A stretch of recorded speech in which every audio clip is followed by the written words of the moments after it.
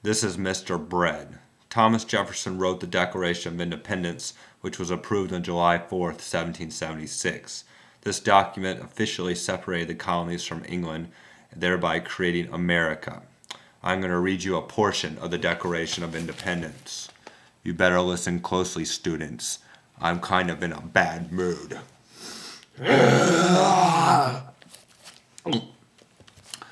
We hold these truths to be self-evident, that all men are created equal, and they are endowed by their Creator with certain inalienable rights, that among these are life, liberty, and the pursuit of happiness.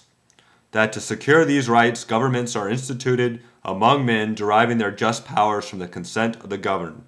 That whenever any form of government becomes destructive of these ends, it is the right of the people to alter or abolish it, and to institute new government, laying its foundation on such principles and organizing its power in such form as to them shall seem most likely to affect their safety and happiness.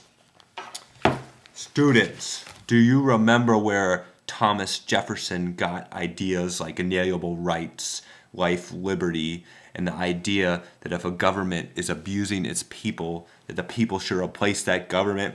You have 5 seconds to answer before I do. 1, 2, 3, 4. John Locke!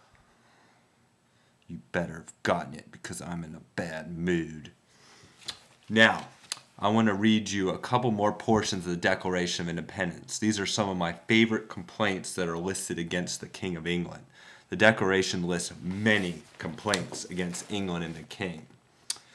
Jefferson writes that the King has called together legislative bodies at places unusual, uncomfortable, and distant from the depository of their public records for the sole purpose of fatiguing them into compliance with his measures. The King has erected a multitude of new offices and sent hither swarms of officers to harass our people. He has kept among us in times of peace standing armies without our consent.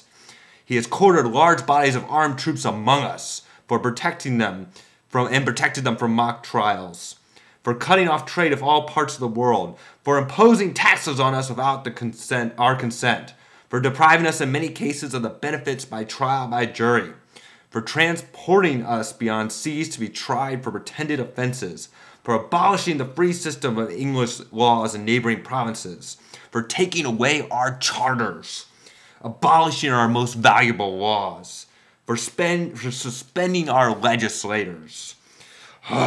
He has plundered our seas, ravaged our coasts, burnt our towns, and destroyed the lives of our people. That last one was my personal favorite. Remember, we talked about how the government controlled the legislators, the lawmaking power of the colonies, and he picked the colonial governors.